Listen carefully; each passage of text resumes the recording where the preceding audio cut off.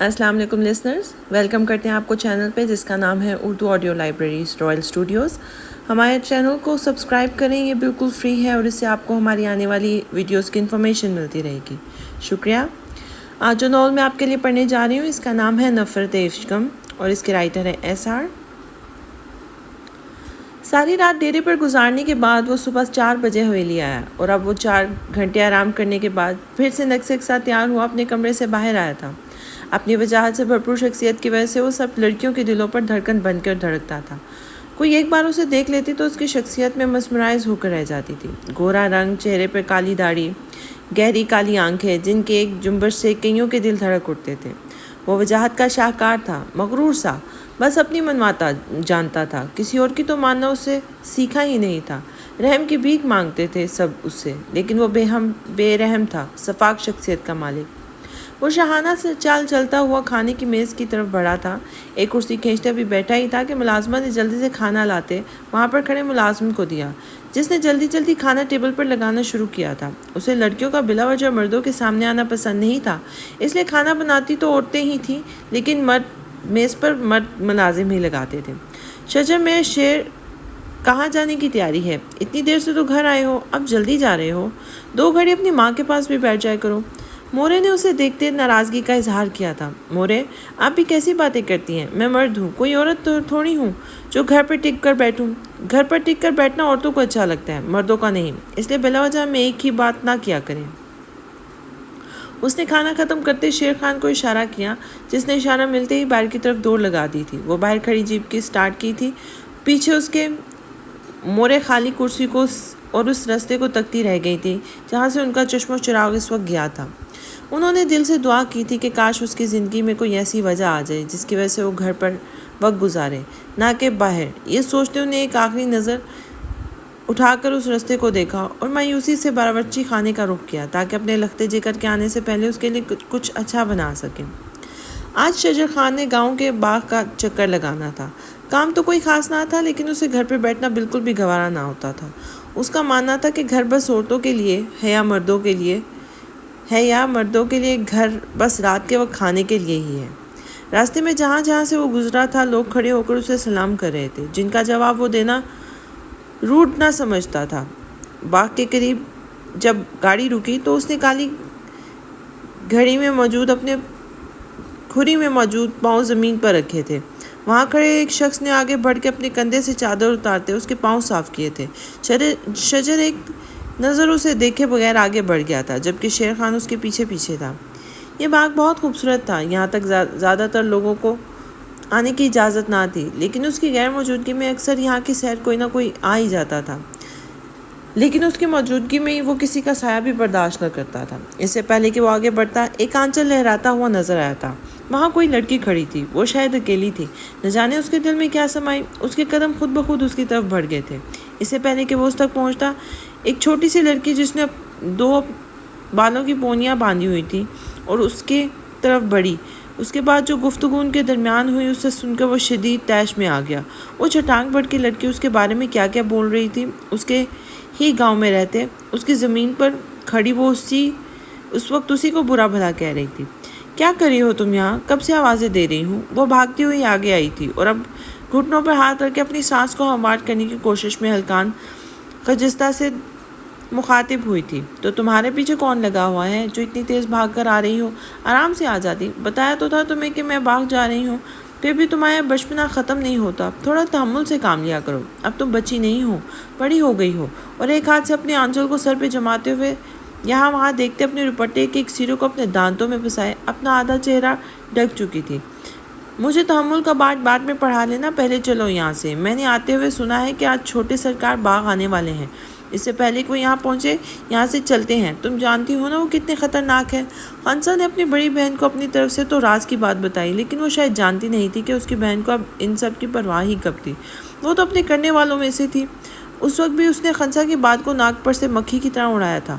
ہوں گے وہ تمہارے چھوٹے سرکار، 1 نمبر کا مغرور شخص۔ وہ پتہ نہیں تم لوگوں کیوں اتنا ڈرتے ہو اس سے، ایسے لوگوں کو کیوں اتنا ڈرتے ہو اس سے۔ ایسے لوگوں کو اگر منہ توڑ جواب نہ دیا جائے تو ان کی ہمت اور بڑھتی ہے، اور اپنی طاقت کا بیجا فائدہ اٹھاتے ہوئے ہم لوگوں پر حکومت کرنے لگتے ہیں۔ اب یہ ہمارے اپنے ہاتھوں میں ہے کہ ہم غلام بننا چاہتے ہیں یا ایسے لوگوں کا منہ توڑ جواب دے کر ان پر اپنی ہمت واضح کرتے ہیں۔ انسان میں کم سے کم اتنی ہمت ہونی چاہیے کہ وہ کسی کے لیے نہ صحیح لیکن اپنے لیے آواز ضرور اٹھائے۔ وہ بولتے ہوئے ایک بار پھر آنچل کو سر پہ ٹکا گئی تھی۔ اس سے پہلے کہ وہ آگے بڑھتی کہ پیچھے سے کسی نے اس کے بازو کو پکڑتے اپنی طرف کھینچا تھا۔ اس کی چھوٹی بہن تو مقابل کھڑے چھوٹے سرکار کو دیکھتے ہی وہاں سے گھر کی طرف بھاگی تھی تاکہ اپنے باپ کو مدد کے لیے بلا سکے۔ خجستہ جو اچانک عمل کے لیے تیار نہیں تھی، بے ساختہ کسی سخت چٹان نما سینے سے ٹکرائی تھی۔ اس کے دل کی دھڑکن کانوں میں بج رہی تھی۔ سر پر سلیقے سے سجا ہوا دوپٹہ سرکا تھا اور منہ میں دبا پلو بھی چھوٹا تھا۔ گھنے بالوں کی چوٹی لہرا کر اس کے کندھے تک آئی تھی۔ اس نے اپنے پلکوں کی جھالر اٹھائی تھی اور اپنے سامنے موجود شخص کو دیکھ کر اس کی آنکھوں میں حیرت کے بعد نفرت اور کراہیت کے تاثرات نمایاں ہوئے تھے، جن کو دیکھتے مکمل کے بل پر بل نمایاں ہوئے تھے۔ اس نے جو ہی بازو پکڑ کر کھینچا تو اپنے مقابل اس پری پیکر کو دیکھ کر وہ تھوڑی دیر پہلے ہوئی اپنی بے عزتی سب بھول چکا تھا۔ ابھی وہ اس کے انوکھے خوشبو میں کھویا ہوا تھا۔ جب اس نے جھکی پلکیں اٹھائیں تو شجر اس سے پہلے ان میں کھو جاتا۔ اسے ان آنکھوں میں اپنے لیے حقارت اور نفرت کے تاثرات نظر آئے، جن کو دیکھتے اسے عجیب سی بے سکونی محسوس ہوئی تھی۔ اس نے ایک پل کے لمحے سے خود کو آزاد کیا اور اب شعلہ بار نگاہوں سے اسے دیکھنے لگا تھا۔ تم نے اپنی اوقات دیکھی ہے؟ تمہیں شکر گزار ہونا چاہیے کہ میرے سامنے میری ہی زمین پر کھڑے ہو کر میرے خلاف جو فضول گوئی کر رہی ہو اس کا میں نے کوئی سخت قدم نہیں اٹھایا، ورنہ تم کسی کو منہ دکھانے کی قابل نہ رہتی۔ اس نے اس کے بازو پر گرفت اور مضبوط کی تھی کیونکہ وہ خود کو آزاد کروانے کی جدوجہد میں مصروف تھی۔ مجھے کوئی شوق نہیں تمہارے منہ لگنے کا، یہ میرا ہاتھ چھوڑ دو ورنہ وہ حال کروں گی کہ یاد رکھو گے۔ اس نے دوسرے ہاتھ کی انگلی اٹھا کر اسے وارن کیا تھا۔ ٹانگ برکی ہو اور مجھے دھمکی دے رہی ہو۔ اس نے داد میں آئی بروز اچکائی تھی۔ خجستہ نے اپنا بازو چھڑوانے کے لیے اس کے ہاتھ پر دانت گاڑے تھے۔ اپنا ہاتھ آزاد کرواتے اس نے دوپٹہ صحیح کیا اور ایک زناٹے دار تھپڑ اس کے گال پر رسیز کیا تھا۔ شجر کو اس لڑکی کے عمل کی ہرگز توقع نہیں تھی۔ اس نے اپنے اندر اشتعال کو بمشکل قابو کرتے نفرت اور غصے سے لال بھک کا چہرہ لیے اس کی طرف دیکھا، جو آنکھوں میں تمسخر لیتے اسے ہی دیکھ رہی تھی۔ اپنی آوارہ گردی اور گنڈا گردی کہیں اور جا کر دکھانا۔ تم جیسا مغرور اپنی دولت کے نشے میں چور شخص عزت اور بےعزتی میں فرق نہیں جان سکتا۔ جو میرے کیا ہے یہ نہیں جان سکتا جو میرے کیا ہے یہ اس کا انجام ہے۔ جو میرے ساتھ کیا ہے یہ اس کا انجام ہے، جس کے تم حقدار ہو۔ آج کے بعد اپنی گندی نظر میری طرف مت کرنا بھی مت۔ میں دب کر چپ ہو کر رہنے والوں میں سے نہیں ہوں۔ 2 کھا لوں گی لیکن 1 ماروں گی ضرور۔ اسی لیے کہتے ہیں انسان کی عزت اور بےعزتی اس کے اپنے ہاتھ میں ہوتی ہے۔ گھٹیا عمل سے تم نے بےعزتی کا مزہ تو چکھ ہی لیا ہوگا۔ وہ اسے وارن کرتی تنفر سے وہاں سے جا چکی تھی، جبکہ شجر کا بس نہیں چل رہا تھا کہ وہ اس لڑکی کے ٹکڑے ٹکڑے کر دیتا۔ مجھے رات تک اس لڑکی کے بارے میں سب معلومات چاہیے۔ اسے تو یہ تھپڑ بہت مہنگا پڑے گا۔ ایسی جگہ ماروں گا کہ نہ مردوں میں شمار ہوگی نہ زندوں میں۔ اس نے غصے سے ہوتے باغ کے پیچھے موجود ڈیرے کی طرف قدم بڑھائے تھے۔ حقے کو منہ لگاتے ہوئے اس لڑکی کے انجام کے بارے میں سوچ رہا تھا۔ یقیناً اس نے اپنے یہ جہنم چن لی ہے۔ اب شجر تو قبر تک اس کا پیچھا نہیں چھوڑنے والا۔ اس کا غصہ تھا کسی طور کم نہیں ہو رہا تھا۔ اس نے شیر خان کو اشارہ کیا، جس نے اس کے پالے ہوئے پالتو کتوں کو اس کے سامنے کیا تھا، جن کو دیکھتے اس کی آنکھوں میں ایک چمک سی آ گئی تھی۔ تھوڑی دیر بعد ہی باغ کے آس پاس کی فضا چیخو پکار سے گونج اٹھی تھی۔ شجر خان کے شکاری کتوں نے 2 جوان لڑکوں کا ایسا حال کیا تھا کہ دیکھنے والوں کی روح رس جاتی۔ پورے گاؤں والے سب دیکھتے خود ڈر و خوف سے کانپ رہے تھے، لیکن جب یہ بات اسد خان کو پتہ لگی تو اس کا سینہ اور چوڑا ہو گیا۔ یہی سب تو اپنے جانشین سے چاہتے تھے، وہ تو بس اپنے کرے، باقیوں کی نہ سنے، اور آج شجر خان بالکل ویسا ہی بن چکا تھا۔ اسے کوئی فرق نہیں پڑتا تھا کسی کی اولاد موت کے منہ میں جا چکی ہے یا کوئی بستر مرگ پر پڑا ہوا ہے، اسے بس خود سے غرض تھی۔ شیر خان نے رٹے ہوئے طوطے کی طرح سے ساری معلومات لا کر دی تھی، جسے سنتے شجر خان نے اپنی مونچھوں کو تاؤ دیا اور کہا، شیر خان گاڑی نکالو۔ جی سرکار۔ سرکار غلطی معاف کر دیں، وہ لڑکی اتنی معمولی سی ہے، اس سے کیا بدلہ لینا، وہ تو ایک وار پر ہی مر جائے گی، شیر خان نے ڈرتے ہوئے کہا تھا، کیونکہ وہ اپنے سردار کے غصے سے واقف تھا اور اب وہ حسین لڑکی اسے چنگل میں پھنسنے والی تھی، جبکہ شیر خان کی نظر تو اس لڑکی پر پہلے سے ہی خراب تھی۔ اب شجر نے اس پر نظر کر لی تھی تو مطلب صاف تھا کہ اب شیر خان اس پر نظر نہیں رکھ سکتا تھا، اس لیے وہ یہ جتن کر رہا تھا۔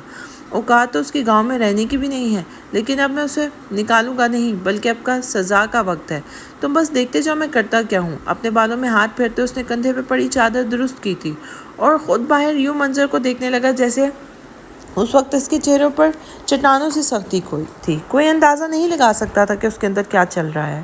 تھوڑی دیر میں وہ لوگ گھر پہنچے تو شجر نے ایک بار پھر اپنے کندھے کی چادر درست کی تھی، اس سے پہلے کہ وہ گھر کی دہلیز پر قدم رکھتا، جب اندر بڑھتا، جب اسے مجبوراً رکنا پڑا۔ اس کی وجہ تھی تم سامنے تھی۔ تم میں شرم و حیا نام کی چیز ہے زلیخا خاتون، 1000 بار منع کرنے کے باوجود تم اپنی حرکتوں سے باز نہیں آتی۔ ایک دن اپنی انہی باتوں سے تمہاری جان لے لوں گا۔ وہ غصے سے دھاڑا تھا۔ زلیخا کا کلیجہ ایک پل کے لیے کانپا تھا، لیکن وہ اس کی دیوانی تھی، بچپن سے اسے پسند کرتی تھی۔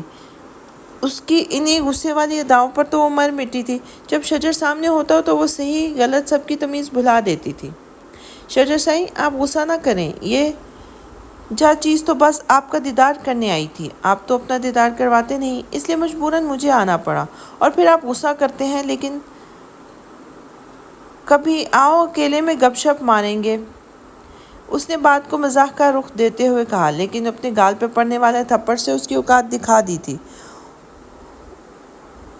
پڑنے والا تھپڑ نے اسے اس کی اوقات دکھا کر اور بھی سمجھا گیا تھا۔ اپنی شکل گم کرو یہاں سے، وہ بولا نہیں، دھاڑا تھا، جس کی گونج پوری حویلی میں سنائی دی تھی۔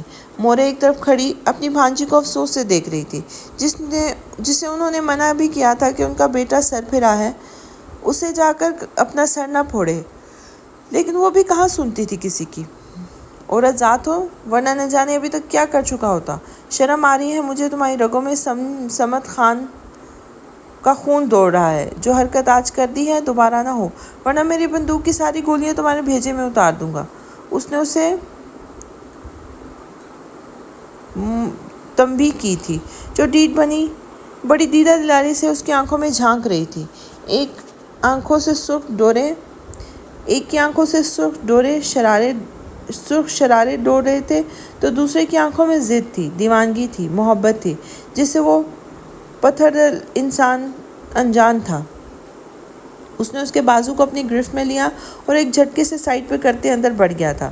کمرے میں آ کر وہ اپنے کپڑے لے کر باتھ روم میں گھس گیا تھا۔ وہاں سے نکلنے کے بعد بھی اسے اپنے اعصاب چٹکتے ہوئے محسوس ہو رہے تھے۔ وہ بالکنی میں آ کے کھڑا ہو گیا، جہاں سورج غروب ہو رہا تھا۔ اس کی روشنی ابھی بھی چارسو پھیلی ہوئی تھی۔ وقت گزرتے پتہ ہی نہیں لگا کب مغرب کے بعد اب عشاء بھی ہو چکی تھی۔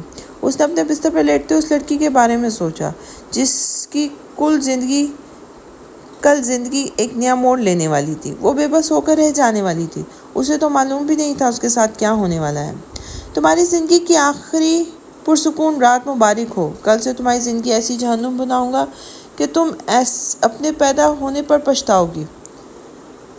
خجستہ نے تو ہمت تو کر لی، لیکن اندر سے اب وہ خوف زدہ تھی۔ وہ ڈرتے ہوئے گھر کی طرف جا رہی تھی۔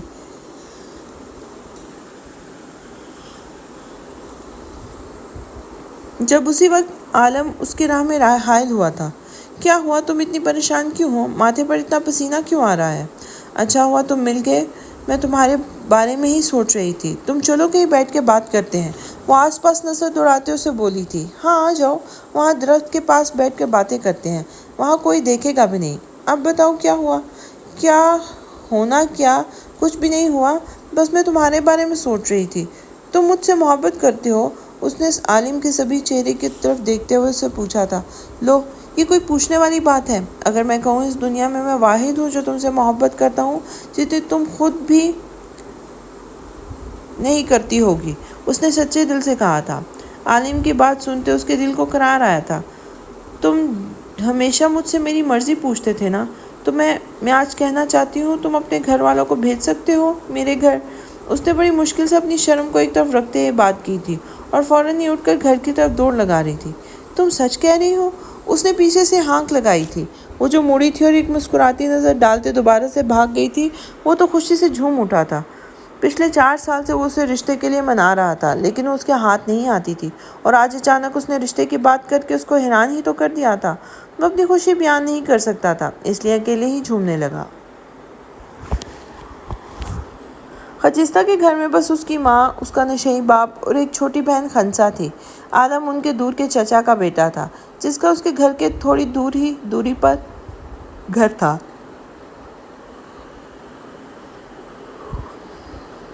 خجستہ اپنی زمین پر اپنے باپ کی جگہ پر مزدوری کرتی تھی، جس میں عالم محنت والا کام خود کرتے تھے۔ اسے آسان کام دے دیتا تھا۔ وہ تو شروع سے ہی اپنی پسند بتا چکا تھا۔ وہ کئی بار اسے کہہ بھی چکا تھا، جس کا اس نے کبھی جواب نہیں دیا تھا، لیکن آج اس نے اسے خوشی کی ایک نوید سنا دی تھی۔ وہ دونوں آج میں خوش، اپنے آنے والے کل سے انجان تھے۔ گھر جاتے ہی خنسا نے اپنی ماں کو اپنی بہن کی شکایت لگا دی تھی، جسے سنتے اس کی ماں تو بھڑک ہی اٹھی تھی۔ وہ اسے دوبارہ وہاں جانے سے منع کیا تھا۔ خجستہ، آج جو کر رہی ہو، اس کے بعد یہ سوچ لینا کہ اب وہ وہاں نہیں جائے گی، اور جلد شادی کر کے خود تو محفوظ ہو جائے گی، ساتھ ساتھ اپنے گھر والوں کی بھی مدد کرتی رہے گی، جس سے عالم کو کوئی اعتراض نہ تھا۔ اس کے بابا تو حیات نہ تھے، بس ماں تھی، اور وہ خود بھی بیٹی کی پسند میں خوش تھی۔ اسد خان کی ایک ہی اولاد تھی، شجر خان، جسے اس نے بیجا لاڈ پیار سے بگاڑ کر رکھا ہوا تھا۔ ان کی بیگم آرمینا خان ایک ہی بیوی تھی۔ اسد خان اگر ان کی خوبصورتی کو دیکھنا ہارتے تو اب تک وہ دوسری شادی کر چکے ہوتے، لیکن آج شادی کرنے کی ایک وجہ ان کی اپنی بیوی تھی، جن کو آج بھی وہ پہلے دن ہی کی طرح رکھتے تھے، اور دوسری وجہ ان کا بیٹا تھا۔ وہ اس میں ہی خوش تھے۔ اسے انہوں نے بالکل اپنی طرح بنایا تھا۔ بچپن سے ہی جو کچھ سکھایا وہ دیکھنے کو دیا، آج وہ اسی پر عمل کر رہا تھا۔ اسد خان کو اپنی بیوی کی خوبصورتی سے مطلب تھا، باقی ان کی عزت گھر کے دوسرے لوگوں جتنی ہی تھی۔ آرمینا بیگم اتنے میں ہی خوش تھی، بس اس کو ایک ہی بات ستاتی تھی کہ ان کا بیٹا بھی باپ کی طرح عورتوں کو پتلے کی طرح نہ سمجھے کہ وہ بس حکم ماننے کے لیے پیدا ہوئی ہیں۔ اس کی اپنی کوئی سوچ یا زبان نہیں ہے۔ وہ لاکھ چاہتی تھی، لیکن ان کا بیٹا ویسا ہی بن چکا تھا جیسا وہ نہیں چاہتی تھی۔ وہ چاہتی تھی کہ وہ ان کے قریب رہے تاکہ اس کو اچھے برے کی تمیز سکھائیں، لیکن اس کے شوہر نے ایسا نہیں ہونے دیا تھا، اور یہی سے ایک عرصہ اس کی ساس صبا خانم نے پوری کر دی تھی۔ ایک وہی تھی جن کی شجر کے بعد اس گھر میں چلتی تھی۔ ان کا کہا حرف آخر مانا جاتا تھا۔ شجر کو گھر سے دوبارہ باہر جاتے دیکھ کر خانم بی بی نے اسے بلایا تھا۔ کہاں جا رہے ہو گنی؟ انہوں نے بے ساختہ شجر کو پکارا تھا۔ وہ بچپن سے شجر کو گنی کہہ کے بلاتی آئی تھی۔ ان کا کہنا تھا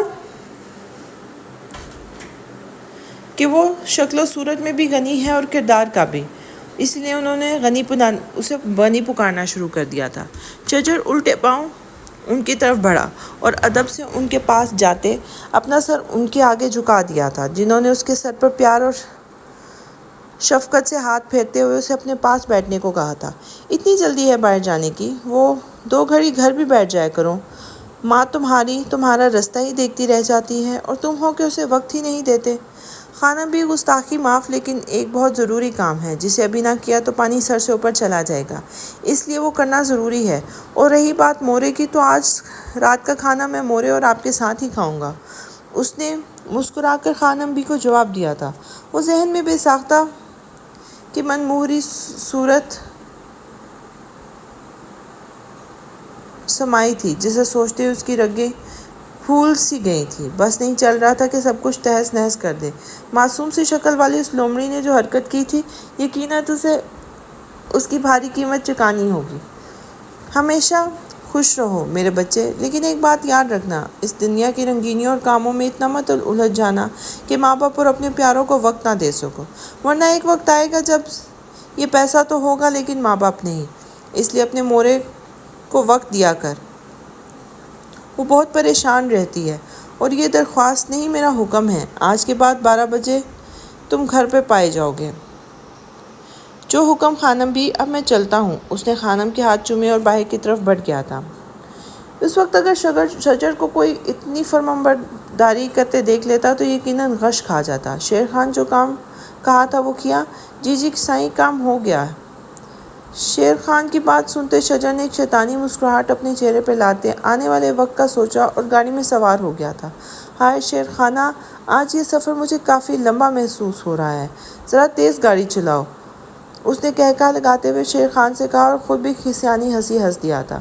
اپنی منزل پر پہنچتے ہوئے بڑی شان سے اس جگہ قدم بڑھانے لگا جہاں اس کا مجرم موجود تھا اور دروازہ کھولتے ہی وہ اندر داخل ہوا تھا۔ جب وہ جنگلی بلی کی طرح اس پر جھپٹی تھی، پر وقت اس کا ہاتھ نہ پکڑتا تو اس کے چہرے پر ضرور اپنے پنجے مار دیتی۔ اس کی ہمت کی داد دیے بغیر وہ نہیں رہ سکا تھا جو اس کی قید میں بھی ایسی حرکتوں سے باز نہ آتی تھی۔ کیوں لائے ہو مجھے یہاں؟ وہ دل میں ڈر اور خوف لیے بظاہر اس کی آنکھوں میں آنکھیں ڈالے بول رہی تھی۔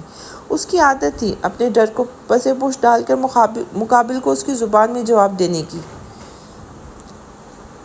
اب بھی وہ بڑی دیدہ دلالی سے اس حیوان کی آنکھوں میں جھانکتی، جانے انجانے میں اس کے اناء پر وار کرتی، اسے بہت بری طرح اپنی طرف مائل کر چکی تھی۔ اس کی بات سن کر وہ دل و جان سے مسکرایا تھا۔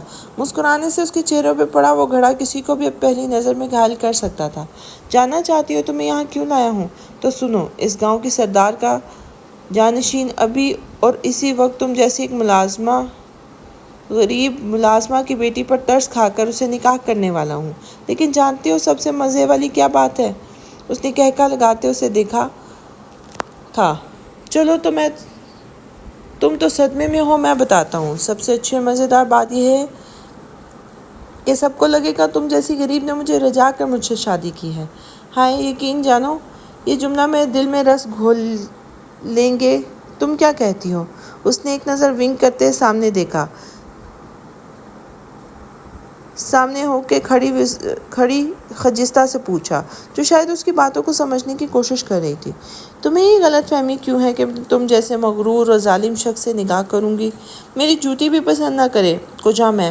اس نے ایک ہی جملے میں امیر زادے کو اس کی اوقات دکھا دی تھی۔ اب یہ بات اس کا مستقبل طے کرنے والی تھی جس سے وہ بالکل ہی انجان تھی۔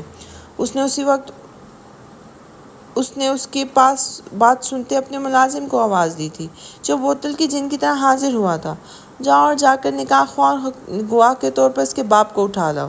اگلے 15 منٹ بعد مجھے سب یہاں نظر آئے، تب تک میں تمہاری اکڑو بھابھی کو راضی کر لوں۔ کیوں ہونے والی غریب سی بیگم؟ ٹھیک 15 منٹ بعد تم امیر ہونے والی ہو، تمہارے نام کے ساتھ میرا نام جڑنے والا ہے۔ ایک بار بس نکاح ہونے دو، پھر تمہاری بد اخلاقی کو اخلاق میں نہ بدلوں تو میرا نام بدل دینا۔ پناہ مانگو گی مجھ سے لیکن ملے گی نہیں۔ وہ کہکہا لگاتے ہوئے اس کے چہرے کو دیکھ رہا تھا، جو گواہ کے طور پر اپنے باپ کا نام سن کر بالکل ہی خاموش ہو گئی تھی، جیسے اسے معلوم ہو کہ اب کیا ہونے والا ہے۔ اس وقت اس کے دل نے شدت سے ایک شخص کو پکارا تھا، لیکن شاید اس کی پکار پہنچنے تک اس پہ ایک قیامت آگے گزر جانے والی تھی۔ تم اپنی بکواس بند کرو، ایک نمبر کے بدکردار ہو تم۔ میں کیا کوئی بھی تم سے شادی کرنے کے لیے دلی طور پر راضی نہ ہوگی؟ اپنا حلیہ تو دیکھو جاہلوں والا۔ میں غریب صحیح لیکن رہن سہن تم سے اچھا ہی ہے میرا۔ مجھے جانے دو ورنہ ساری عمر پچھتاؤ گے، اس نے انگلی اٹھا کے اسے کہا تھا، جبکہ مقابل نے وہی انگلی پکڑ کے اپنے منہ میں ڈال لی تھی اور ہلکا سا دانتوں سے کاٹ کر اس کی آنکھوں میں دیکھنے لگا تھا جو اپنا ہاتھ چھڑوانے کے جتن کر رہی تھی۔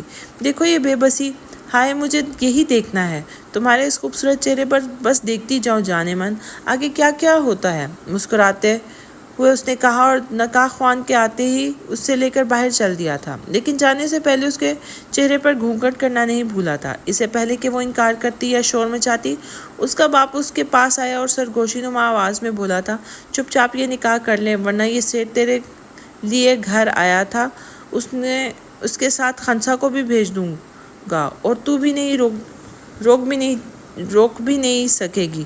تو جانتی ہے نا خنسا بھی 14 سال کی ہے۔ اپنے باپ کی باتیں سنتی وہ خاموشی سے اپنی موت کے پروانے پر دستخط کر گئی تھی۔ اس کی نظریں اس کے ہاتھ پر تھی، نہ جانے اب کیا ہونے والا ہے۔ اس نے اسے کمرے میں پہنچا دیا تھا۔ تھوڑی دیر بعد وہ بڑی شان سے چلتا کمرے میں داخل ہوا تھا اور آتے ہی اسے بازو سے پکڑ کر اپنے روبرو کیا اور ساتھ ہی اس کے دوپٹہ اس کے سر سے جدا کر کے پھینکا تھا۔ اب تم دیکھو تمہارے ساتھ آگے آگے کیا کرتا ہوں۔ ویسے عجیب سی خوشبو اور کشش ہے تمہارے وجود میں، جو مجھے تمہارے اور قریب آنے پر اکساتی ہے۔ اس نے اپنے لوہے کی مانند گرفت اس کے وجود پر مضبوط کی تھی اور اس کے لاکھ احتجاج کے باوجود بھی اسے حاصل کرنے کی سرشاری میں ہر بند توڑتا چلا گیا تھا۔ وہ اپنی سی جی توڑ کوشش کر رہی تھی کہ خود کو اس کی گرفت سے آزاد کر سکے، لیکن یہ آسان تو نہ تھا۔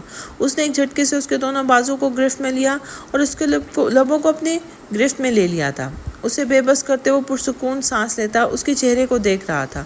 تھوڑی دیر پہلے میرے سامنے اکڑنے والی اب سانس بھی میری بخشی ہوئی لے رہی ہے۔ چڑھانے والی ہنسی چہرے پر لاتے اس نے اسے دیکھا تھا۔ ٹوٹ گئی ساری اکڑ۔ وہ اسے ایک طرف دھکیل کر اٹھ بیٹھا تھا۔ یہ تمہاری سزا ہے۔ عورتوں کو اتنا ہاتھ چھوڑ نہیں ہونا چاہیے۔ اب اس کی سزا تم پوری زندگی بھگتو گی۔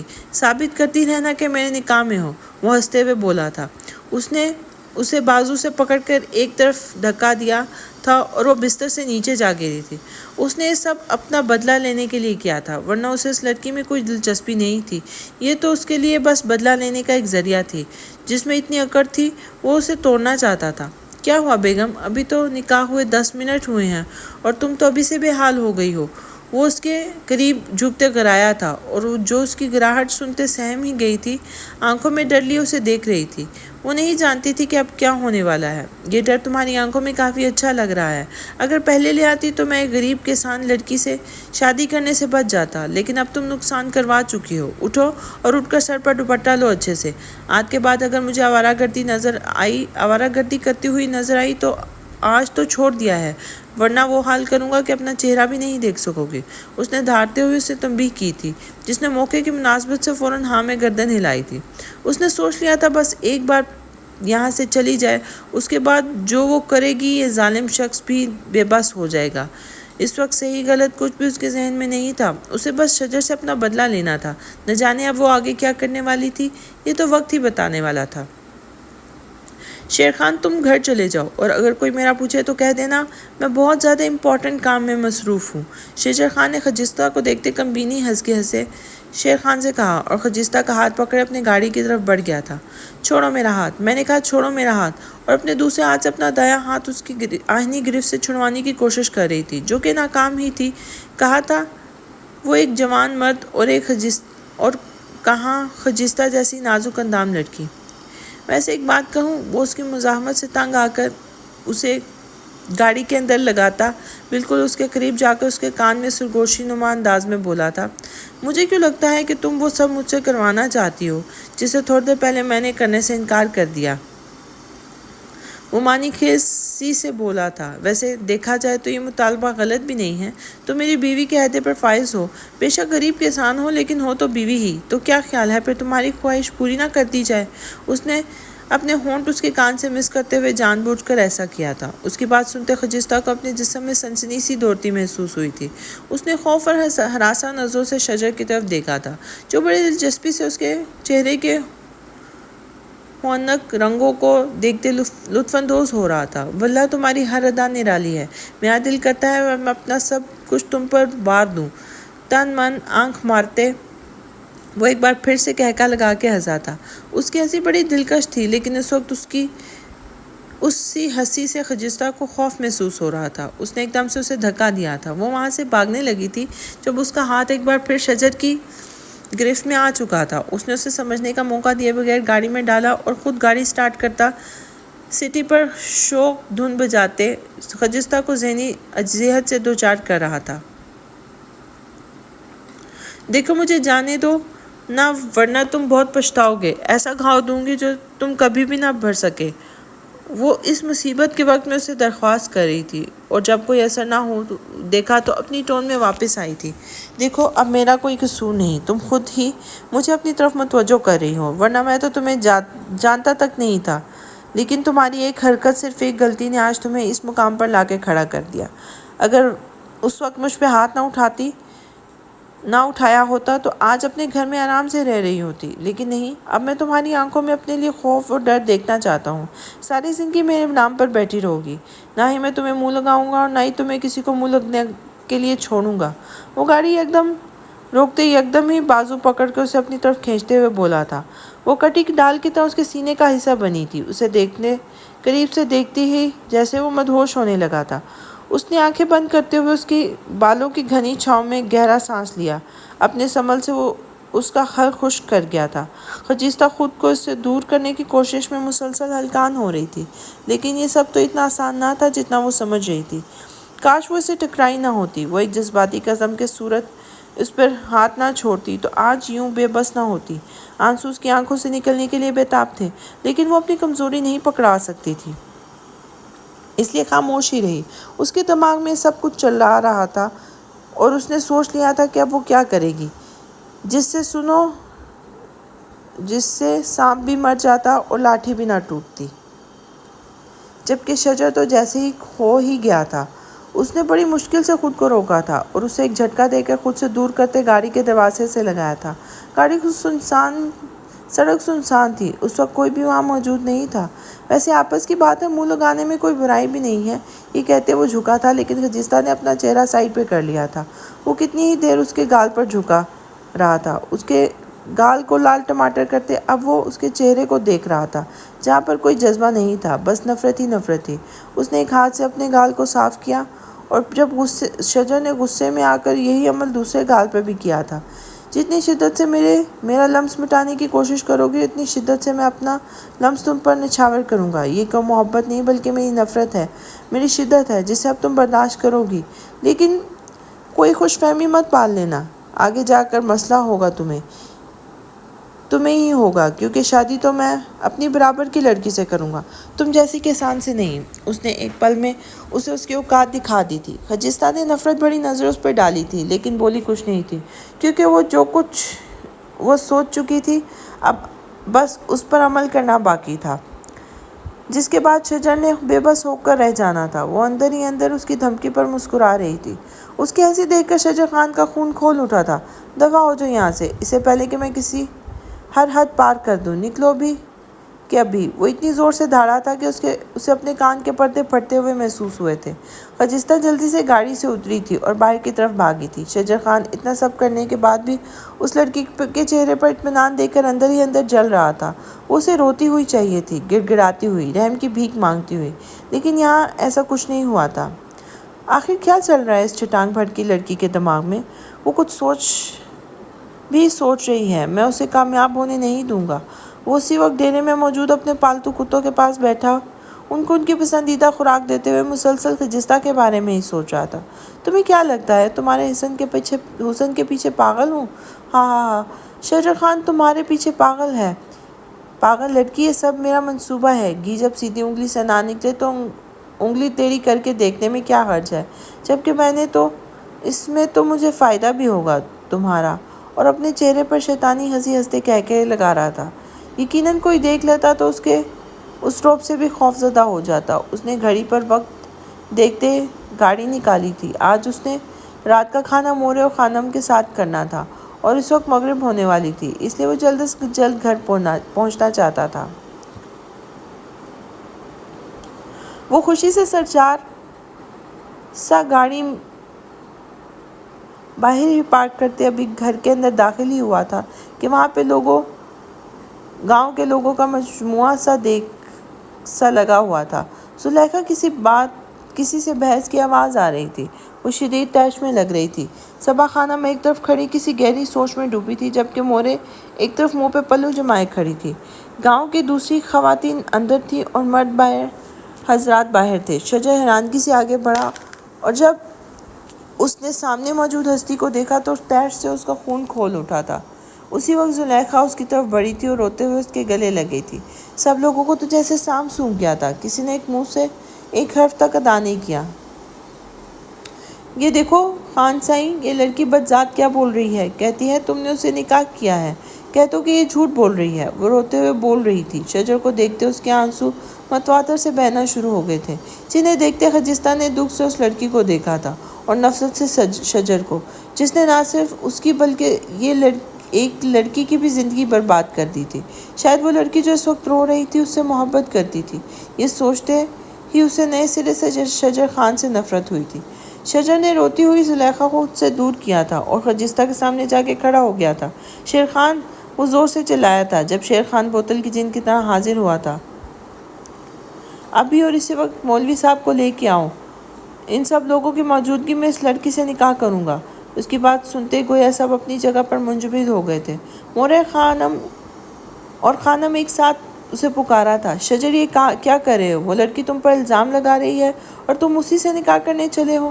مورے نے اسے بازو سے پکڑا تھا۔ غنی، یہ کیا طریقہ ہوا؟ معاملے کو رفع دفع کرنے کی بجائے تم بات کو بڑھاوا کیوں دے رہے ہو؟ خانم نے بھی اسے آڑے ہاتھوں لیا تھا۔ آپ سب لوگوں کو میرے فیصلے سے کوئی اعتراض نہیں ہونا چاہیے۔ میں نے ہمیشہ عورتوں کی عزت ہی کی ہے، لیکن آج بھرے مجمع میں ایک لڑکی محض مجھ پر شادی کرنے کے لیے مجھ پر الزام لگا رہی ہے تو میں بیٹھا خاموش سنتا رہوں؟ نہیں، میرا تو چلو کچھ نہیں ہوگا، لیکن اب یہ نکاح نہ ہوا تو اس کی عزت تو خاک میں مل ہی جائے گی، اور اگر اسے مجھ میں اتنی دلچسپی ہے تو جائز رشتہ بنانے میں کوئی قباحت بھی نہیں ہے۔ اس نے اپنی بات پوری کی اور خجستہ کی طرف دیکھا، جس کے چہرہ کا رنگ ہی اڑ چکا تھا۔ اس کا وار اسی پر بھاری پڑ چکا تھا۔ شجر نے سب نظریں بچا کر اسے آنکھیں ماری تھی اور مولوی صاحب کے آنے کے بعد مورے کو اشارہ کیا تھا۔ انہوں نے ایک دوپٹہ لا کر خجستہ کے سر پہ دیا تھا، جس نے اسے دور اچھال دیا تھا۔ یہ شخص جھوٹ بول رہا ہے۔ آپ لوگ بیوقوف بن سکتے ہیں، میں نہیں۔ اور تم کہتے ہو کہ تم نے مجھ سے نکاح نہیں کیا، تو ٹھیک ہے، پھر پہلے اپنے ملازم سے ابھی اور اسی وقت میرا نکاح پڑھوا دو۔ میں بھی دیکھوں کتنی غیرت ہے تم میں اور اپنی ہی منکوحہ کو کسی اور کو نکاح کرتے دیکھ سکتے ہو۔ اس نے شجر کی دکھتی رگ پہ ہاتھ رکھا تھا۔ وہ واقعی میں تل ملا کر رہ گیا تھا، لیکن اس نے سارا حساب بعد میں بے باک کرنے کا سوچتے شیر خان کو اشارہ کیا، جسے وہ فوراً سمجھتے ایک طرف غائب ہوا تھا۔ سائیں، آپ ایسے نہ کریں۔ آپ کیوں کریں گے اس بزداد سے نکاح؟ اگر اس کو اتنی ہی جوانی چڑھی ہوئی ہے تو کسی بھی ملازم سے اس کا نکاح کروا دیں گے، لیکن آپ نہ کریں۔ یہ لڑکی تو شکل سے ہی شاطر لگتی ہے، جو آپ پر الزام لگا کر آپ سے شادی کرنا چاہتی ہے۔ آپ اسے اس کے مقصد میں کامیاب ہونے کیوں دے رہے ہیں؟ نکال دے باہر اسے ابھی اور اسی وقت۔ اگر آپ نہیں کریں گے تو میں کر دیتی ہوں۔ زلیخا دیوانی بنی خجستہ کی طرف بڑھتی رہی کہ اسی وقت شجر نے اس کے بازو سے پکڑ کے ہوش دلایا تھا۔ ہوش کرو، کیا ہو گیا زلیخا تمہیں؟ میں ایسا کچھ نہیں کر سکتا۔ میں سردار ہوں اور فیصلہ کرنا میرے ہاتھ میں ہے۔ میں فیصلہ کر چکا ہوں، اس لڑکی کا نکاح مجھ سے ہوگا اور یہی رہے گا میرے نام میرے نام پر، لیکن صرف نام پر ہی بیٹھی رہے گی۔ اسے عیش و آرام اسے عیش و عشرت چاہیے، ملے گی، بس نہیں ملے گا تو میرا ساتھ۔ شجر نے اپنی مونچھوں کو تاؤ دیتے زلیخا کے جلتے ہوئے دل پر جیسے پھوار سی ڈال دی تھی۔ خانم اور مورے الگ اپنے بیٹے کو دیکھ رہی تھی، جو آج ایک سردار بنا فیصلے کر رہا تھا۔ خانم اس کی بات سے متفق ہو چکی تھی۔ ان کو اپنے غنی کا یہ فیصلہ پسند آیا تھا۔ اس طرح اس لڑکی کی خواہش بھی پوری ہو جاتی اور وہ شجر خان کا نکاح بھی ادنیٰ برادری میں کروا دیتی۔ وہ اب مطمئن تھی، مجھے اس نکاح سے کوئی مسئلہ نہیں۔ شجر خان نے بہت صحیح فیصلہ کیا ہے۔ انہوں نے گویا اس فیصلے پر مہر لگا دی تھی اور خجستہ اپنا وار الٹا پڑنے پر تل ملا اٹھی تھی۔ لیکن مجھے یہ سب منظور نہیں، میں اس سے نکاح نہیں کروں گی۔ وہ غصے سے بولتی تنک کر اٹھی تھی۔ لڑکی، تم خاموش رہو، کیا تماشا بنا رکھا ہے؟ پہلے کہتی ہو ہمارے غنی نے یعنی شجر خان نے تم سے زبردستی نکاح کیا ہے، اور جب اس نے سب کے سامنے سچ اس کے سامنے آ چکا ہے تو تمہاری خواہش کو دیکھتے ہم تمہارا نکاح کروا رہے ہیں، تو اب تم نخرے کر رہی ہو۔ زم پختون دے، ہم اپنی زبان سے نہیں مکرتے۔ اب تمہارا نکاح بھی ابھی اور اسی وقت ہوگا اور ہمارے پوتے سے ہی ہوگا۔ انہوں نے غصے سے کہتے بات ختم کر دی تھی۔ شجر ایک طرف کھڑا وقفے سے مسکرا کر خجستہ کے غصے کو اور ہوا دے رہا تھا، جس کی وجہ سے وہ بیوقوفی پہ بیوقوفی کرتی جا رہی تھی۔ میں یہ نکاح نہیں کروں گی، مجھے کسی سے کچھ نہیں چاہیے۔ میں کل سے ہی اپنے کزن سے نکاح کر لوں گی اور یہ گاؤں چھوڑ کر چلی جاؤں گی۔ آپ سب کا وقت لیا، اس کے لیے معذرت خواہ ہوں۔ وہ اس کی آنکھوں میں دیکھتی اسے چیلنج کر گئی تھی، جو آج تک ہارا نہیں تھا۔ آج کیا ہارتا؟ اسی وقت خجستہ کا باپ اندر آیا اور اس کا بازو پکڑتے ایک تھپڑ دے مارا تھا۔ باپ کی عزت کو یوں بے مول کر رہی ہو بے حیا؟ جو خانم بیگم کہہ رہی ہے وہی ہوگا، اب تجھے کوئی بھی منہ نہیں لگائے گا۔ بڑھاپے میں اپنے ماں باپ کے سر پہ خاک ڈالتے تجھے ذرا شرم نہ آئی؟ اب وہ تو جب بولنا شروع ہوا تو رکا ہی نہیں۔ اس سے پہلے کہ ایک اور تھپڑ جڑ دیتا، اس کی نگاہ شجر پر پڑی تھی، جس نے آنکھوں سے اسے باز رہنے کا کہا تھا۔ اسی وقت خجستہ کا باپ اس کے کان کے پاس جھکا تھا۔ نکاح تو ہو چکا ہے پہلے ہی، کیوں اپنی عزت خراب کر رہی ہو؟ تیرا یار نہیں آئے گا، وہ تو بیٹا غم منا رہا ہے اور اس کی ماں اس کی شادی کے لیے لڑکی دیکھ رہی ہے۔ شجر خان نے ایک گھر اور بہت سا روپیہ دینے کا وعدہ کیا ہے۔ سوچ لے اگر تو نے اب انکار کیا تو آج ہی خنسا کو بیچ ڈالوں گا۔ کیسا باپ تھا وہ! پیسوں کے لالچ میں آ کر اپنی ہی اولاد کو بیچ کھانے کو تیار تھا۔ واقعی حرام کھانے والے حلال اور حرام کا فرق بھول جاتے ہیں، جیسے اس کا باپ۔ بیٹی اور باپ جیسے مقدس رشتے کو بس پیسوں میں تول رہا تھا۔ اس کا فائدہ شجر جیسے لوگ اٹھا رہے تھے۔ ایک بار پھر وہ مجبور کر دی گئی تھی۔ وہ آج کے دن میں دوسری بار تھا جب وہ ایک شخص کے نکاح میں دے دی گئی تھی۔ نکاح ہوتے ہی سب اپنے گھروں کو روانہ ہو گئے تھے۔ مورے اپنے کمرے میں جا چکی تھی اور اسد خان شہر گئے ہوئے تھے، ورنہ وہ ایسا کبھی نہ ہونے دیتے۔ زلیخا ایک نفرت بھری نظر خجستہ پر ڈال کر کمرے میں جا کے بند ہو گئی تھی۔ شجر کی خالہ اور زلیخا کی ماں کسی شادی پر دوسرے گاؤں گئی ہوئی تھی۔ جب سارا ہال خالی ہو گیا تو شجر نے بڑے حق سے اسے بازو سے پکڑ کر زبردستی اپنے کمرے میں لے آیا تھا اور آتے ہی کمرہ اندر سے لاک کر دیا تھا۔ کمرے میں آ کر دیوار کے ساتھ پن کرتے اس نے اپنے بازو دونوں ہاتھ دیوار پر رکھتے اس کی راہ فرار بند کی تھی اور ایک بار پھر سے اس گہرا سانس بھرا تھا۔ آنکھوں میں چمک لیے اسے خجستہ کی آنکھوں میں دیکھا تھا۔ تمہیں کیا لگا تھا یہ ڈرامہ کرو گی اور بچ جاؤ گی؟ وہ کہہ کے لگا اٹھا تھا۔ یہ سب کر کے تو تم نے سب کچھ بہت آسان کر دیا۔ وہ خود سے سب پہ یہ واضح کر دیا کہ تم میرے عشق میں گوڈے گوڈے ڈوب چکی ہو۔ اسی وجہ سے اپنی عزت کی پرواہ نہ کرتے ہوئے تم نے مجھ پہ الزام لگانا چاہا۔ اور دیکھو میں اتنا شریف انسان ہوں، مجھ سے ایک لڑکی کی عزت بدنام ہوتے یوں نہ دیکھی گئی اور میں نے اسی وقت نکاح کر لیا۔ اور وہ کہتے ہوئے پھر دل کھول کے ہنسا تھا۔ دیکھو اب میں اتنا شریف ہوں کہ اپنی بیوی کو ذرا تنگ نہیں کروں گا۔ ایسا سب کو لگے گا کہ ہمارے بیچ سب ٹھیک ہے، لیکن ہوگا ایسا نہیں۔ میں تمہاری زندگی جہنم نہ بنا دی تو کہنا۔ وہ دیوار سے ہاتھ مارتے دھاڑا تھا، لیکن اس سے پہلے اس جوانی سے تھوڑا سا لطف اندوز ہونا تو بنتا ہے نا۔ اس نے آنکھ ونک کرتے ہوئے اس کو اوپر سے نیچے تک غور سے دیکھا تھا۔ اپنی بکواس بند کرو، میں تمہارے ساتھ اس کمرے میں ہرگز نہیں رہوں گی، مجھے جانے دو یہاں سے، وہ تلملا کے بولی تھی۔ دراصل شجر خان کی باتوں نے اس کا خون خشک کر دیا تھا۔ نہ میری جان، اب تو تم ہمیشہ کے لیے خود چل کر میری قید میں آ چکی ہو، اب یہاں سے رہائی ناممکن ہے۔ وہ اس کی آنکھوں میں دیکھ کے بولا تھا۔ تو تم مجھے یہاں کب تک چھپا سکتے ہو؟ ایک دن تو یہاں سے بھاگ ہی جاؤں گی، پھر کیا ہوگا؟ رکو میں بتاتی ہوں۔ وہ پھر ہر بچے کی زبان پہ ہوگا کہ ہمارے گاؤں کے ایک سردار سے اس کے ایک معمولی سی کسان بیوی نہیں سنبھالی گئی، وہ اپنے عاشق کے ساتھ بھاگ گئی۔ ہنستے ہوئے اس نے شجر کی دکھتی رگ پہ وار کیا تھا، اس کی غیرت کو للکارا تھا جس کا نتیجہ اپنی جان پہ بھگتنا تھا۔ شجر نے اپنی مٹھی کو زور سے بند کیا اور دوسرا ہاتھ زور سے دیوار پر مارا تھا۔ ایک پل کو خجستہ کی روح کانپ گئی تھی، لیکن وہ بہادر بنے کھڑی رہی۔ باتیں تو بہت ہو گئی بیگم، لیکن اب آ جاؤ، تھوڑا سا موڈ بنایا جائے، اور یہ کام تم بہت اچھے سے کر سکتی ہو۔ مجھے یقین ہے اس نے خجستہ کا خون ہی جلایا تھا۔ اس کا ہاتھ پکڑ کر وہ اسے باتھ روم کی طرف لے جانے لگا اور یہ دیکھتے خجستہ کی آنکھیں باہر ابلنے کو تھی۔ وہ اپنا زور لگا کے اسے روک رہی تھی، لیکن ناکام ہو رہی تھی۔ اس کا سارا وزن اس وقت شجر کے اوپر تھا، اسے تو جیسے فرق ہی نہیں پڑ رہا تھا۔ باتھ روم کا دروازہ بند کرتے وہ شاور کے نیچے لے آیا تھا اور ایک ہاتھ اپنی جیب سے رومال نکال کر اس کے دونوں بازو ہاتھ اوپر کر کے شاور کے ساتھ باندھ کر شاور آن کر دیا تھا اور خود دور کھڑا اسے بھیگتے ہوئے دیکھ کر آنکھوں میں خمار لیے اس سے تک ہی رہا تھا۔ سردی میں ٹھنڈا پانی جسم پر پڑتے اس کے جسم میں کپ کپی سی دوڑ گئی تھی اور وہ ستم کر دور کھڑا اسے دیکھنے میں مصروف تھا۔ خجستہ کو اس کی نظر اپنے جسم کے آر پار ہوتی محسوس ہوئی تھی۔ اس نے آنکھیں بند کر کے سانس لینے کے لیے بے ساختہ منہ کھولا۔ جب آنکھیں کھولی تو سامنے شجر خان اپنی زبان پہ لبوں پر پھیرتے اسے ہی دیکھ رہا تھا۔ خجستہ کا دل کیا زمین پھٹے اور وہ اس میں سما جائے۔ بے شرم کھولو میرے ہاتھ ورنہ قتل کر دوں گی میں تمہارا۔ لو اسی قتل کرنے کے لیے ہاتھ کھولنے کی کیا ضرورت ہے؟ تمہاری ادائیں پہلے ہی قتل کر چکی ہیں میرا۔ ہائے لیکن میں تمہیں چھو نہیں سکتا، پتہ ہے کیوں؟ وہ اس کے قریب آ کر اس کے کانوں میں بولا تھا، کیونکہ تمہاری اوقات نہیں کہ میں شجر خان تمہیں بیویوں والے حقوق دوں، لیکن چھوٹی موٹی شرارت تو کر سکتا ہوں نا۔ نہ بیوی جو ٹھہری، زبردستی کی بیوی۔ اپنا آخری جملہ کہتا اس نے ایک بار پھر اسے دیکھا تھا اور اپنی ٹھوٹی اس کے کندھے پر رکھی تھی۔ تھوڑی دیر یوں ہی خاموشی ہر طرف چھائی تھی۔ خجستہ کو اس خاموشی سے الجھن ہو رہی تھی، اس کا دل کچھ غلط ہونے کی گواہی دے رہا تھا۔ ہاتھ کھڑے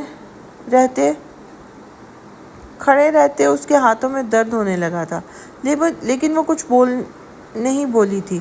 شجر ایک دم سے پیچھے ہٹا اور اس کے منہ اپنے ہاتھوں میں دبوچ کر وہ گرایا تھا، اب اپنی سزا یہی کھڑی ہو کر بھگتو۔ اگر ایک بھی لفظ منہ سے نکالا تو سزا ڈبل ہوگی۔ اس نے باتھ روم سے باہر کی طرف قدم بڑھا دیے اور اس کے جانے کے بعد خجستہ اپنی حالت کے خلاف جا کر اسے ڈھیروں گالیوں سے نوازا تھا۔ کھڑے رہ کر اس کے پاؤں شل ہو چکے تھے، اسے لگا وہ بے ہوش ہو کر گر پڑے گی، لیکن شاید وہ کوئی سخت جان تھی جو ابھی تک ٹکی ہوئی تھی۔ شجر آرام سے اپنے کمرے میں آ کر کپڑے تبدیل کرتے فون کو آن کیا، فیس بک سکرول کرنے لگ گیا، جہاں پر ناول نفرت عشقم کو لے کر بہت سی لڑکیاں اپنے ٹکے لگانے میں مصروف تھیں، لیکن ان کی باتیں اور انداز دیکھتے اس کے چہرے پر مسکراہٹ آ گئی تھی۔ انہی لڑکیوں کا کچھ نہیں ہو سکتا، گھر کے کام کاج کے بجائے فیس بک پر یہ فضول کام کرتی رہتی ہیں۔ لیکن میں بھی تو دیکھوں اس لڑکے نے اپنی بیوی کو کیسے سیدھا کیا تھا، کیا پتہ اس کا منصوبہ میرے کام آ جائے۔ یہ سوچتے ابھی وہ دیکھتا کہ باتھ روم سے کچھ گرنے کی آواز آئی تھی۔ ایف بی کے چکر میں تو وہ اپنی جنگلی بلی کو بالکل ہی بھول گیا تھا۔ جلدی سے وہ باتھ روم کی طرف بڑھا تھا۔ عالم کو جب پتہ چلا تو اس کا روم روم سلگ اٹھا تھا۔ اس کی محبت کوئی اور حاصل کر سکتا تھا؟ اگر وہ کوئی اور سردار تھا تو بھی اسے کوئی پرواہ نہ تھی۔ اس نے تو خجستہ سے سچی محبت کی تھی، اب تو وہ خود بھی راضی تھی، تو پھر یہ ایک دن میں کایا پلٹ کیسے ہو گئی؟ جب سے اس نے سب سنا تھا اس کی خجستہ نے اپنی مرضی سے گاؤں کے سردار سے نکاح کر لیا ہے، اس کے چہرے پہ جسم میں غصے سے شرارے دوڑ گئے تھے۔ اس کی ماں نے خجستہ کے بارے میں کچھ غلط کہا تو وہ ان سے بھی لڑ دوڑا تھا۔ وہ کیسے اپنی محبت کو کسی اور کے پاس رہنے دیتا؟ یقیناً کچھ غلط ہوا ہے، میری خجستہ ایسی نہیں کر سکتی۔ میں اس شجر خان کی بوٹی بوٹی کر دوں گا اگر اس نے خجستہ کے ساتھ کچھ بھی غلط کرنا چاہا تو۔ وہ غصے سے کھولتا سوچ رہا تھا۔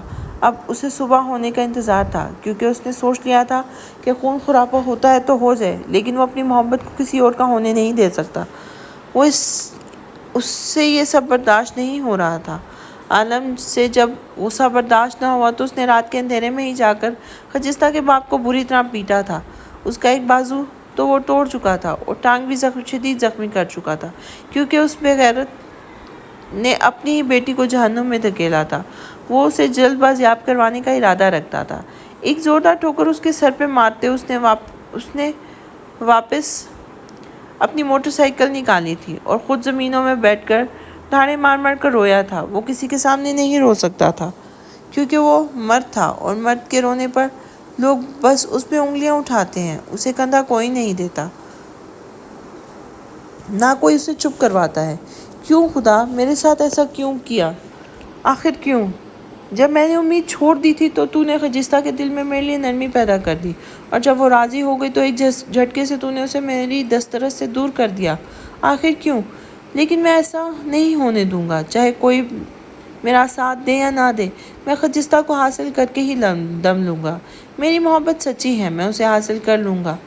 اب بھی جو کروں گا میں خود کروں گا۔ اب یہ عالم صحیح یا غلط نہیں دیکھے گا، بس میرا ایک مقصد ہے۔ میں صبح ہوتے ہی سردار سے بات کروں گا، اگر میرا فیصلہ حق میں نہ ہوا تو وہ کروں گا کہ ہر انسان کی روح کانپ اٹھے گی۔ اس نے مصمم ارادہ کرتے آسمان کی طرف ایک نظر ثانی کی تھی۔ وہ جیسے ہی اندر داخل ہوا، آگے کا منظر دیکھتے اس کا دماغ سنسنا اٹھا تھا، کیونکہ خجستہ اپنے ہاتھوں کے سہارے لٹکی ہوئی تھی اور ہینڈل شاور پاس نیچے گرا ہوا تھا۔ مطلب اس نے کوشش کی ہوگی خود کو آزاد کروانے کی، لیکن جب ناکام ہوئی تو سردی کی شدت نے نہ برداشت کرتے ہوئے بے ہوش ہو چکی تھی۔ شجر خان نے ایک جست میں آگے بڑھتے اس کی کمر میں ہاتھ ڈالتے اسے سہارا دیا تھا اور دوسرے ہی لمحے اس کا ہاتھ کھولنے لگا تھا جس میں کافی دشواری ہو رہی تھی۔ خجستہ کا جسم اس وقت ٹھنڈا برف ہو چکا تھا۔ جلدی جلدی ہاتھ چلاتے اسے آزاد کیا اور اپنی باہوں میں بھرتے کمرے میں لے آیا جہاں جلدی سے ہیٹر آن کرتے وہ اب پریشان کھڑا ہوا تھا کہ کیا کرے، کیونکہ خجستہ کی رنگت اب نیلی پڑنے لگی تھی۔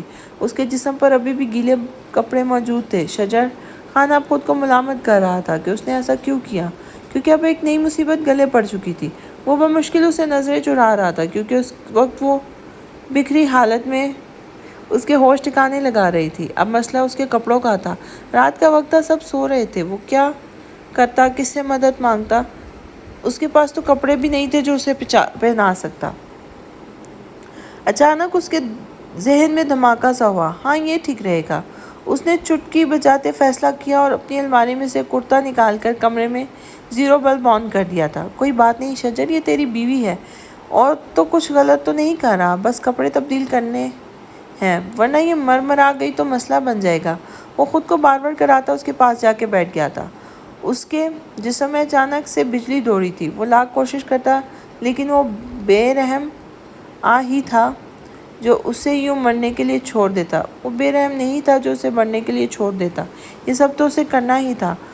اس نے اس کے گال پر ہاتھ رکھ کے تھپتھپایا تھا لیکن اس کے بے جان وجود میں کوئی جنبش نہ ہوئی۔ دیکھتے اس نے زیرو بلب بھی بجھا دیا۔ اب وہ جو کرنے والا تھا وہ اس کی جان بچانے کے لیے کرنے کے ارادے سے کر رہا تھا۔ اسے معلوم تھا کہ جب وہ صبح اٹھے گی تو چیخے گی، چلائے گی، لیکن وہ سب سن لے گا۔ اس وقت یہ سب کرنا ضروری تھا۔ اپنے ہاتھ میں پکڑتے کرتے کو اس نے ہوا میں اچھالا اور اس کی سانسوں میں سانسیں بھرنے لگا۔ رات رفتہ رفتہ بڑھ رہی تھی اور وہ اس پر بادل بنا دو جسم ایک جان کر چکا تھا۔ اس کی عمل میں عجیب جنونیت سی تھی جسے وہ خود بھی سمجھنے سے قاصر تھا۔ یہ اسے کیا ہو رہا ہے؟ وہ اس کی محبت نہیں تھی بلکہ وہ تو نفرت کے قابل تھی، تو یہ چاہ کر بھی اسے نفرت کیوں نہیں کر پا رہا؟ اس وقت وہ اس پہ سایہ بنا اس سے اپنے آپ کو میں چھپانے کی کوشش کر رہا تھا۔ وہ پوری طرح اس میں گم ہو چکا تھا۔ اس نے ساری فکریں چھوڑ دی تھی کہ کل کیا ہوگا، اسے کوئی پرواہ نہیں تھی۔ وہ اس کی بیوی تھی اور اس پر جائز حق رکھتا تھا، اس لیے جو کچھ بھی ہوا وہ کچھ غلط بھی نہیں تھا، اور یہ سب اس کی جان بچانے کے لیے ہی تو کیا تھا۔ ہاں، جان بچانے کے لیے کیا ہے، اس نے خود کو یقین دلانا تھا۔ جبکہ اب خجستہ سکون سے سو رہی تھی۔ اس کے جسم میں حرارت کی وجہ سے اب کچھ بہتری آئی تھی۔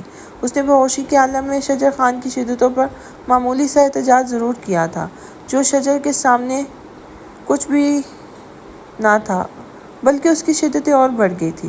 صبح کون سا طوفان آنے والا تھا، اس سے سب بے خبر تھے۔ اس نے ایک نظر اپنے پہلو میں سوئی اپنی جنگلی بلی کو دیکھا اور مسکرا دیا۔ اب تم میری ہو چکی ہو، اب تو دوری ناممکن ہے، اور اب بس تم اور میں تمہیں معاف کرنے کا سوچوں گا، لیکن شرط ہے تم تمیز کے دائرے میں رہو۔ اس نے اس کی ناک کھینچی، خود کلامی کی تھی۔ ویسے صبح کافی حسین ہونے والی ہے، مجھے انتظار ہے صبح کا۔ وہ اس کے کانوں کے قریب جھکتے سرگوشی نما بولا تھا۔ خجستہ نے اس کی طرف کروٹ لیتے اپنا ہاتھ اس کی کمر پہ رکھا تھا، جسے دیکھتے ہی وہ دل و جان سے مسکرایا تھا۔ رات میں مہربان ہو رہی ہو، صبح تمہارے پنجوں سے اب مجھے خود ہی بچنا ہوگا، کیونکہ تماشا تم کیے بغیر رہو گی نہیں، لیکن میرے پاس حل بھی ہے تمہارا۔ وہ مسکراتے ہوئے ایک بار پھر اسے اپنے احضار میں لیتے اس کے وجود کی خوشبو کو محسوس کرتے آنکھیں بند کر گیا تھا۔ ذرا مساہمت کے بعد خجستہ بھی دوبارہ گہری نیند میں اتر چکی تھی۔ صبح کے 11 بج چکے تھے۔ شجر کا کمرہ ابھی بھی بند تھا، یقیناً وہ لڑکی بھی اندر تھی۔ یہ سوچ ہی زلیخا کو بے چین کر گئی تھی۔ وہ غصے سے ملازمہ کے سنگ گھر کے قریب باغ میں چلی گئی تھی۔ غصے سے اس کا برا حال ہو چکا تھا۔ ایک بار یہ لڑکی باہر آئے، اس کی عقل تو میں ٹھکانے لگاؤں گی۔ وہ غصے میں کھولتے ملازمہ کو باتیں سنا چکی تھی اور خود کہیں آگے نکل آئی تھی۔ تبھی کسی نے اس کے منہ پہ ہاتھ رکھتے اسے پیچھے کی طرف گھسیٹ لیا تھا۔ عالم غصے سے حویلی میں آیا تھا، لیکن راستے میں وہ یہی سوچ رہا تھا کہ اگر نکاح ہو چکا ہے تو شجر خان کبھی اتنی آسانی سے طلاق نہیں دے گا۔ اسی وقت اس کی نظر ایک لڑکی پہ پڑی تھی جسے وہ جانتا تھا۔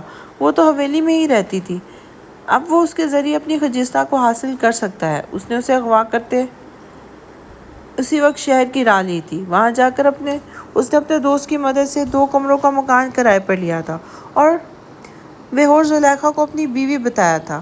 اس کا دوست اکثر گاؤں آتا جاتا رہتا تھا۔ وہ پولیس میں تھا، اس لیے عالم کے لیے سب کچھ اتنا آسان رہا تھا۔ اب اسے خجستہ کو کم از کم جلد از جلد شجر خان کی قید سے آزاد کروانا تھا۔ یہ سب کرتے ہوئے اس کے 5 گھنٹے لگ گئے تھے، لیکن اب وہ تھکن سے چور زلیخا کا کمرہ باہر سے لاک کرتا، دوسرے کمرے میں جاتے آرام سے سو گیا تھا۔ اٹھ کر اسے اپنے منصوبے پر عمل بھی کرنا تھا۔ وہ گاؤں میں جا کر بتا کر آیا تھا کہ اس شہر اس کی نوکری لگ گئی ہے، جس کو پرکھنے کے لیے اسے 1 ہفتے وہاں ہی رہنے کو کہا گیا ہے۔ اس لیے وہ اب ہر پریشانی سے آزاد تھا۔ اس کے خلاف کوئی ثبوت نہ تھا۔ سب شجر خان پر اور اس کے خاندان پر انگلیاں اٹھاتے کہ ان کے گھر کی عزت نیلام کرتے زلیخا بھاگ چکی ہے۔ صبح 8 بجے کہیں جا کر زلیخا کی آنکھ کھلی تو اس نے اپنی آنکھیں مسلتے ہوئے دکھتے سر کو پکڑا اور نجمہ کو آواز لگائی تھی، نجمہ، نجمہ، کہاں مر گئی ہو؟ میرے لیے سر درد کی گولی لے کے آؤ اور ساتھ میں چائے کا 1 کپ بھی۔ وہ بغیر آس پاس دیکھے اس وقت اپنے گھر پہ نہیں ہے بلکہ کسی انجان جگہ پر ہے، وہ اپنی ہی ہانکے جا رہی تھی جب اچانک سے ایک دھاڑ سے دروازہ کھولتا عالم اندر داخل ہوا تھا، جسے دیکھتے ہی زلیخا ایک دم اپنی جگہ سے جاگ کر اٹھی تھی۔ وہ اس انجان شخص کو نہیں جانتی تھی کہ وہ کون تھا، اور اس وقت وہ یہاں کیا کر رہا تھا۔ ویسے سوال اسے یہ سوچنا چاہیے تھا کہ اس وقت یہاں انجان مرد کے ساتھ کیا کر رہی ہے۔ اس نے اس پر نظر ہٹا کر جلدی سے اپنا دوپٹہ بستر سے اٹھا کر سر پہ لیا تھا جو بیڈ پر پڑا تھا، اپنی ناقدری کو رو رہا تھا۔ دوپٹے سے سر کو ڈھانپنے کے بعد اس نے اپنے آدھے چہرے کو اس سے چھپا لیا تھا اور عالم سے ڈرتی 1 قدم دور ہوئی تھی۔ کون ہو تم اور مجھے یہاں لے کے کیوں آئے ہو؟ اس نے اپنے آس پاس دیکھتے ہوئے سامنے غصے سے گھورتے عالم سے پوچھا تھا۔ یہ تو اس کا گھر نہیں تھا، یہ تو کوئی چھوٹی سی جگہ تھی، اس سے تو بڑی تو ان کی حویلی کا باتھ روم ہے، اور یہ چھوٹا سا کمرہ جس میں بس ایک پلنگ ہی تھا جس کی حالت بھی قابل رحم تھی، اس کے علاوہ کمرے میں کوئی اور چیز موجود نہ تھی۔ میں کون ہوں یہ سوال بیکار ہے، یہ پوچھو میں تمہارے حسین چہرے اور تمہارے ساتھ کیا کیا نہیں کر سکتا، جس چہرے کو مجھ سے چھپا رہی ہو اس کا نقشہ بگاڑ سکتا ہوں میں۔ یوں پلوں میں وہ چٹکی بجاتے اس کے حواس گم کر گیا تھا۔ زلیخا نے 2 قدم اور پیچھے لیے تھے۔ دیکھو ہم نے کچھ نہیں کیا، ہمیں جانے دو، وہ ہمت کرتے ہوئے ڈرتے ڈرتے بولی تھی۔ مبادا وہ اپنا کہا سچ ہی نہ کر دے۔ اس کے ماتھے پر خوف سے پسینہ پھوٹ نکلا تھا۔ اس وقت وہ چالک لومڑی سے بھیگی بلی بنی ہوئی تھی۔ مقابل شخص کی شخصیت کچھ ایسی باروک تھی کہ وہ کچھ غلط بولنے کے لیے اپنے لیے مسئلے پیدا نہیں کرنا چاہتی تھی، لیکن اس نے سوچ لیا تھا کہ یہاں رہا ہونے کے بعد وہ اس شخص کی ایسی جرأت پر 100 کوڑے تو اسے ضرور مارے گی، اور وہ بھی اس کے اصل سے واقف ہی کہاں تھا۔ یا یہ کہا جائے کہ جو بھی زلیخا سوچ رہی تھی وہ اس کی خام خیالی تھی۔ وہ نہیں جانتی تھی کہ اس کے سامنے کون کھڑا ہے اور یہاں کیا کچھ کرنے کی طاقت رکھتا ہے۔ جب وہ اس سے گاؤں سے یہاں لا سکتا ہے تو وہ کچھ بھی کر سکتا ہے۔ عجیب جنونی انسان تھا، اس لیے زلیخا نے خاموش رہنا ہی بہتر سمجھا تھا۔ دیکھو تم مجھے غلط سمجھ کے اٹھا لائے ہو، میں نے تو کسی کا کچھ نہیں بگاڑا، مجھے چھوڑ دو ٹھیک ہے، اور جس کو اٹھانا ہے مجھے بتا دو، میں مدد کر دوں گی۔ زلیخا نے اس کو لالچ دینا چاہا تھا لیکن وہ کھا کر خود پھنس گئی تھی۔ وہ جو تھوڑی دیر پہلے بے قصور جان کر اس کے ساتھ رحم والا برتاؤ کرنے والا تھا، یہ بات سن کر تو اس کا میٹر ہی گم گیا تھا۔ مطلب خود کی آزادی کے بدلے وہ کسی کو بھی پھنسا دے گی۔ تمہیں پتہ ہے تم لوگ کتنے خود غرض ہو؟ نہیں پتہ ہوگا، میں تو تم لوگوں کو تمہاری خود غرضی کا اچھے سے سبق سکھاؤں گا۔ پہلے مجھے یہ بتاؤ تمہارا کیا تعلق ہے سردار حویلی سے؟ اس نے کڑکدار آواز میں اس سے سوال کیا تھا، اور یہی موقع زلیخا کو بہتر لگا۔ اس نے اسے اہمیت بتا کر ڈرانے کی۔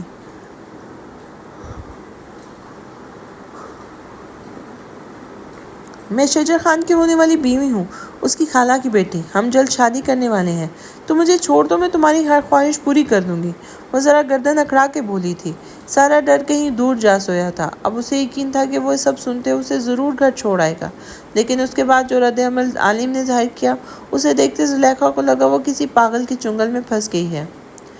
واؤ، عالم دین نے تو کیا پتہ پھینکا ہے، سیدھا شجر خان کی منگ پر وار عالم دین تو نے کیا پتہ پھینکا ہے، سیدھا شجاع خان کی منگ پر وار، بہت مزہ آنے والا ہے، تم اپنا منہ بند رکھنا، اب میں نے کھانا رکھ دیا ہے، میں تھوڑی دیر میں آتا رہوں گا، بغیر کوئی فلاپ پلان بنائے خاموشی سے کھانا کھا لینا، ورنہ یہ بھی نصیب نہیں ہوگا۔ اس نے شاپر کی طرف اشارہ کرتے دروازہ باہر سے لاک کیا اور اپنے نئے منصوبے پر عمل کرنے کے لیے گھر سے نکل پڑا تھا۔ شجاع خان کی دکھتی رب اب اس کے ہاتھ میں تھی۔ آپ ہماری ویڈیوز کو لائک کریں اور شیئر کریں اپنی ان فیملی اور فرینڈز کے ساتھ جو آڈیو ناولز کو سننا پسند کرتے ہیں۔